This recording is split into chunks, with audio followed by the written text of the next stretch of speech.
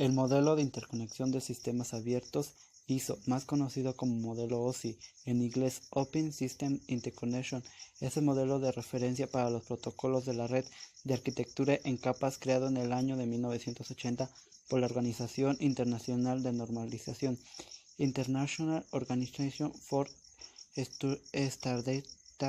Se ha publicado desde 1843 por la Unión Internacional de Telecomunicaciones y desde 1984 la Organización Internacional de Normalización.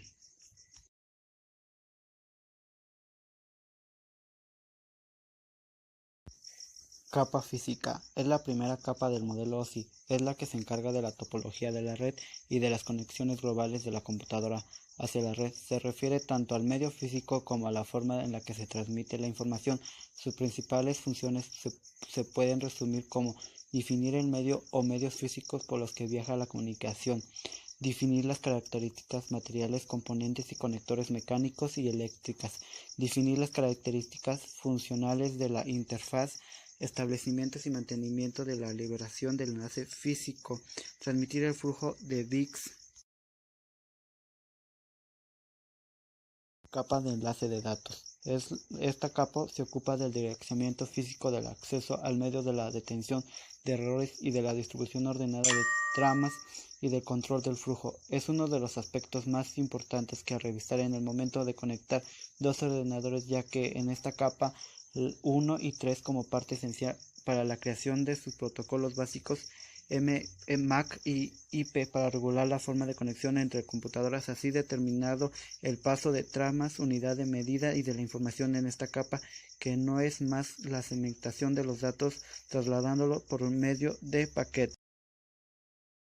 Capa de red. Se encarga de identificar el enrutamiento existente entre una o más redes. Las unidades de datos se denominan paquetes y se pueden clasificar en protocolos enrutables y protocolos de enrutamiento. Enrutables viajan por los paquetes IP, IPX. El enrutamiento permite seleccionar las rutas RIP y GRP. El objetivo de la capa de la red es hacer que los datos lleguen desde el origen al destino, aun cuando ambos no estén conectados directamente. Los dispositivos que facilitan la tarea se denominan encaminadores o enrutadores, aunque es más frecuente encontrarlos con el nombre en inglés router. Capa de transporte. Capa encargada de efectuar el transporte de los datos que se encuentran dentro del paquete de la máquina al origen al destino, independizándolo del tipo de red física que está utilizando. La PDU es de la capa 4 llamada segmento datagrama, dependiendo de si corresponde a un TCP o UDP. Sus protocolos son TCP y UDP, el primero orientado a la conexión y el otro sin conexión. Trabajan por lo tanto con puertos lógicos y junto con la capa de red dan forma a los conocidos como sockets y puerto. Ejemplo: 191.16.200.54.80.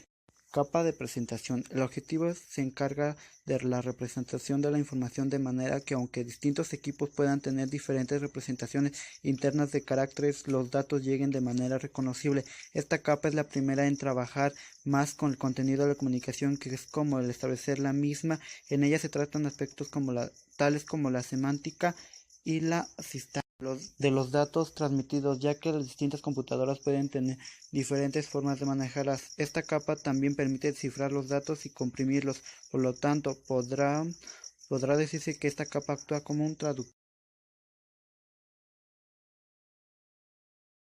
Capa de aplicación. Ofrece a las aplicaciones la posibilidad de acceder a los servicios de además capas y definir los protocolos que utilizan las aplicaciones para intercambiar datos, como correo electrónico y gestores de base de datos y servidor de ficheros FTP. Hay otros tantos protocolos como aplicaciones distintas y puestos que continuamente se desarrollan nuevas aplicaciones. En el número de protocolos crece sin parar. Cabe aclarar que el usuario normalmente no interactúa directamente con el nivel de aplicación, suele interactuar con programas que a su vez interactúan con el nivel de aplicación, pero ocultando la complejidad subyacente.